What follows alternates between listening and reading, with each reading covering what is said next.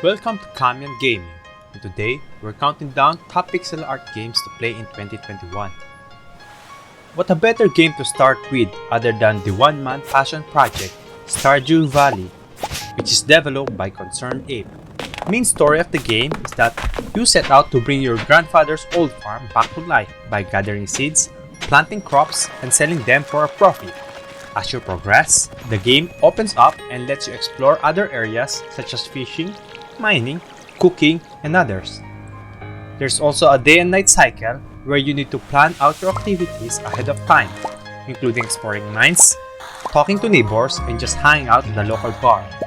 Each citizens of Stardew have distinct personalities that really makes them come to life and encourage you to make friends, single out your rivals, and even build your own family.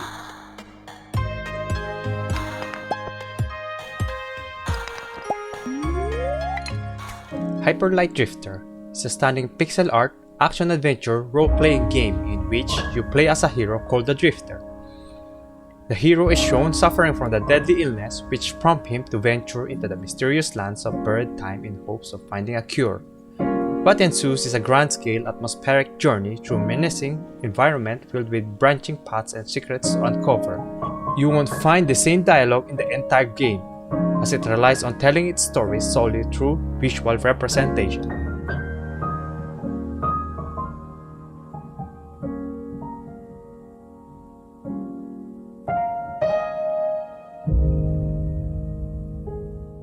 The Messenger is a 2D action platformer that goes as far as to include the mechanics from the game that inspired its creation, Ninja Gaiden.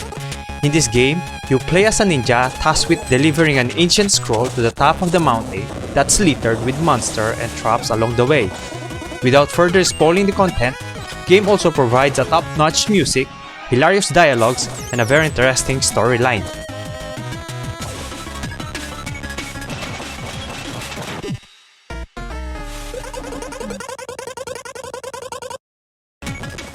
Celeste, the universally acclaimed 2D action platformer, manages to strike the perfect balance between the gameplay and the story, even though which may be overwhelming for new players.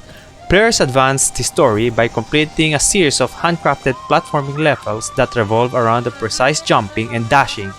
For those who love a good challenge, Celeste features hidden collectibles scattered throughout the levels, along with the remix B-side stages that boost and ensures replayability in the game.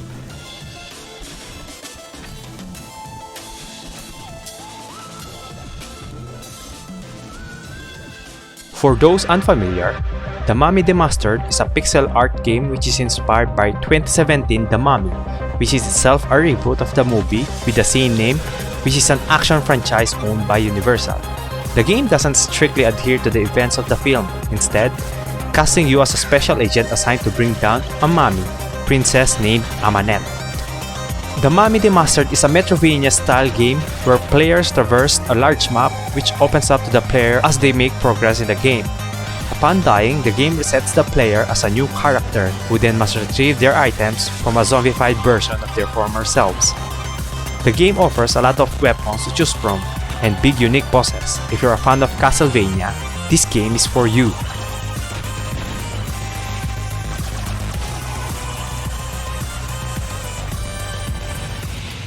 Octopath Traveler is a traditional turn-based JRPG from Square Enix that takes place art to new heights with its fantastic and unique art style.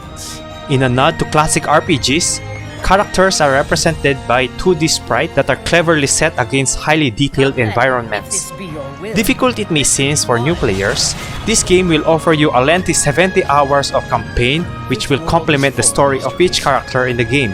As you get to know each adventurer, you will find yourself exploring magical and dangerous lands throughout the massive continent of Orsted. Combat is played out using traditional turn-based battle mechanics in which characters use special class-based abilities and talents. Battles are where Octopath Traveler's pixel art truly comes to life, showing off the game's dynamic shadows, lighting, and particle effects. Where's the nearest tavern? The hunt is on. Come and fight for me. My blade protects those in need. Dead Cells, Characterized as roguelike, Dead Cells is a pixel art game that focuses on combat and exploration as you traverse procedurally generated dungeons. Each run sees you gathering materials to craft better gears as you hunt down formidable bosses and minions throughout a sprawling 2D labyrinth. Upon dying, players are returned to the starting area with slightly more resources than their previous run. This is at the heart of Dead Cells' gameplay loop, which encourages you to take risks and push yourself further despite the possibility of dying. The game includes an array of different weapons and perks to unlock, which carry over between runs. A fun fact about Dead Cells is that, despite its pixel art graphics, the game is technically rendered in 3D but uses 2D perspective to trick you into thinking you're playing a side-scrolling platformer.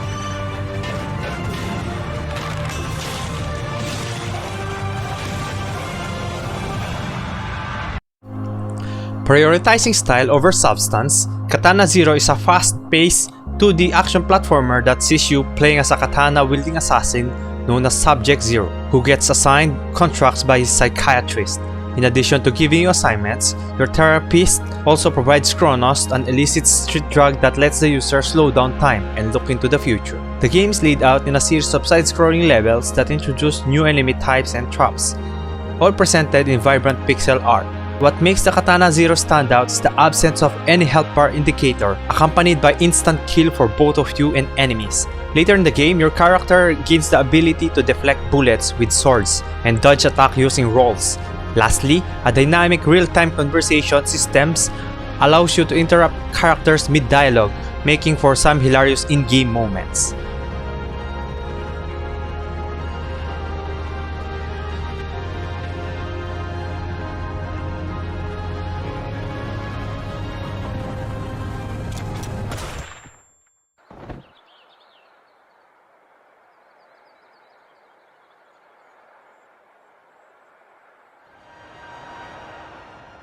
There aren't many horror-themed pixel art games, which is truly a shame. However, if you find yourself in the need of a good spook, Inmost offers a narrative-driven adventure set in a hauntingly beautiful 2D world. The game focuses on 3 playable characters whose stories intertwine in fascinating and emotionally powerful ways. Gameplay is a mix of puzzle solving and platforming, with each character introducing new mechanics and challenges. Inmost offers a mesmerizing music, arts, and storytelling which will give you an emotional attachment that makes this game amazing.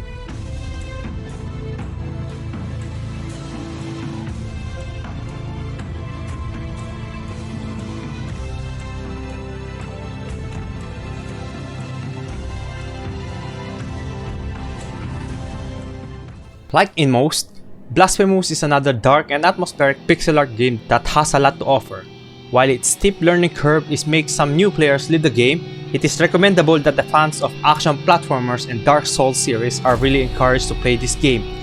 You play as the Penitent One, the last survivor of brutal massacre who finds himself trapped in a constant cycle of life and rebirth. Blasphemous offers a satisfying combat style, good atmospheric environment, and a well-written story which will make you explore the lore of the game.